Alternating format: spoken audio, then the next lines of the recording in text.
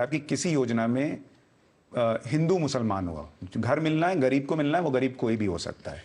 लेकिन 2002 से आज 2024 हो गया, हम और आप किसी सामान को खरीदने जाएंगे तो 2 साल 3 साल के बाद शायद नहीं खरीदेंगे, कुछ नया ट्राई कर लेंगे। 22 साल से यही नैरेटिव कैसे मुसलमान बार बार खरीद ले रहा है या मान ले रहा है कि मोदी आएंगे तो मुसलमान को खत्म कर देंगे।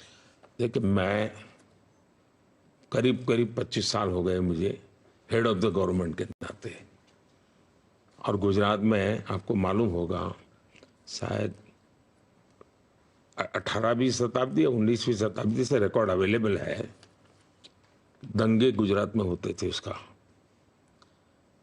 10 साल में 7 साल दंगे होते थे। 2002 के बाद गुजरात में एक भी दंगा नहीं हुआ है। गुजरात में मुसलमान जो हैं आज बीजेपी वोट देना दे रहे। दूसरा, मैं आज पहली बार कह रहा हूं, मैं कभी पहले कभी इन विषयों को लिया, मैं मुस्लिम समाज को कह रहा हूं, उनके पढ़े लिखे लोगों को कहता हूं कि आत्ममंथन करिए, सोचिए, देश इतना आगे बढ़ रहा है, अगर कमी आपके समाज में महसूस होती है तो क्या कारण है?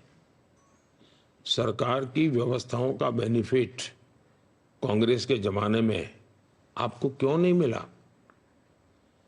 क्या कांग्रेस के कालखंड में आप इस दुर्दशा के शिकार हुए हो क्या? आत्ममंथन कीजिए और एक बार तय कीजिए, ये आपके मन में जो है कि सत्ता पे हम बिठाएंगे, हम उतारेंगे, उसमें आप अपने बच्चों का भविष्य खराब कर रहे हो। मुसलमान समाज दुनिया में बदल रहा है जी।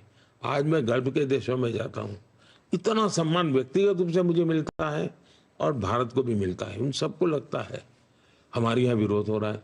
अब सऊदी अरेबिया में योगा ऑफिशियल सिलेबस का सब्जेक्ट है। यहाँ मैं योगा की बात करूं तो आप ये चलाते एंटी मुस्लिम है।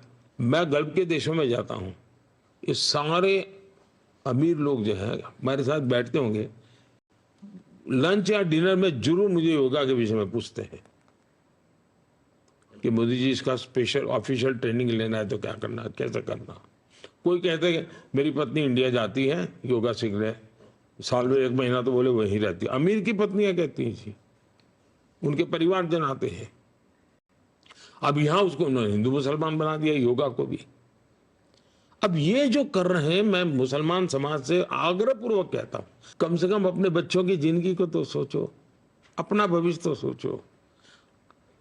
मैं नहीं चाहता हूं कोई समाज बंधुआ मजदूर की तरह जिंदगी जिए क्योंकि कोई डरा रहा है, दूसरा, अगर आप बैठना उठना शुरू करोगे, भाजपा वाले आपको डर वाले लगते हैं, अरे जाओ ना 50 लोग बैठ करके भाजपा कार्यालय में एक दिन बैठे रहो, निकाल देंगे क्या आपको? आप देखिए क्या चल रहा है, कौन निकाल देगा आपको?